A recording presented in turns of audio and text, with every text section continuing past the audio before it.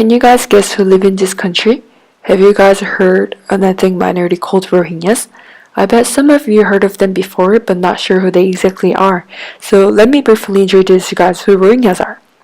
Rohingyas are an ethnic minority in Myanmar who believe Muslim. But interestingly, the majority of Myanmar people believe Buddhism. Now, you guys can easily guess that there is apparently going to have conflicts between them. Rohingyas are currently one of the most persecuted ethnic groups in the world. The Myanmar government does not see Rohingyas as one of their 135 official ethnic groups. The government even refused to call Rohingyas Rohingyas. Then, how does the Myanmar government address them? This is what my final research paper is focusing on. In my research paper, I explore how rhetoric of naming, laws, and media can manipulate Rohingyas' identity. But in this podcast, among the three methods that I used, I want to go deeply into the power of naming. Recently, the Myanmar government made an official request to the United States ambassador not to use the term Rohingya but asked them to call Bengalis. Among countless terms, why does the government want to specifically call Rohingyas as Bengalis? Let's figure out what their intention behind this term. The word Bengali refers to the people from Bengal. As you can see in this picture, Bengal is a country next to Myanmar.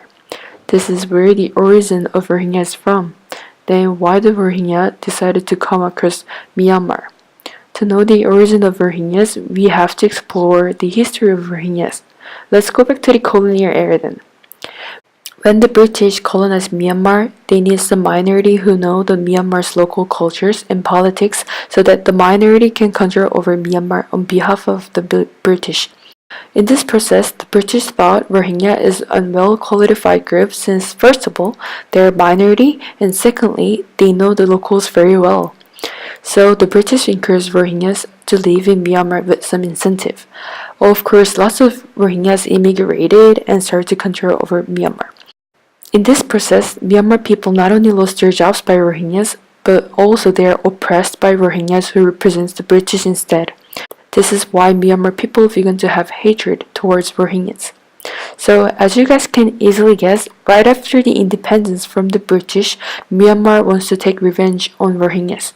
In other words, they want to permanently eliminate Rohingyas from their homeland.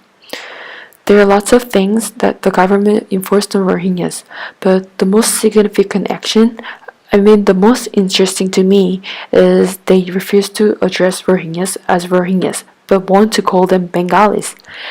As Bengal is a neighboring country, the general interpretation of Bengalis is foreigners or terrorists to Myanmar people. So, addressing them as Bengali is not only denying those who claim a Rohingya identity, but it also implies that Rohingyas are historically non-Myanmar origins. Another reason for refusing to call Rohingyas is the term Rohingya is generally used as recognition and agreed meaning for a persecuted Muslim population in Myanmar. The Myanmar government does not even want to regard Rohingyas as one of their nation fellows. By refusing to call them Rohingyas, it effectively identifies Rohingyas as the other. From not only official policy document but also media and school textbooks, the term Rohingyas does not exist but Bengalis. Such a definition that differentiates between us and them reinforces the idea that Rohingyas not only does not belong to this country, Myanmar, but also they are a threat to the homeland security. The action of refusing to call Rohingyas is to dispossess their collective identity. The Myanmar government does not want to see Rohingyas as their fellow nations.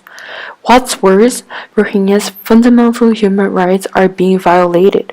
By not recognizing the Rohingyas as a part of Myanmar community, the Myanmar government put restriction on their movement, forced labor, discriminatory taxation on marriage, eviction, and limitation on education. What can we do to prevent this vicious cycle of violence? To protect the Rohingyas' identity, we have to remember the ethnic group called Rohingyas, but not Bengalis. Their identity cannot be manipulated by anyone. Although we may not directly relate it to the Rohingyas crisis, we have to be aware of this seriousness and keep paying attention to it. Thank you for listening, and this was Chaeyoung Kim.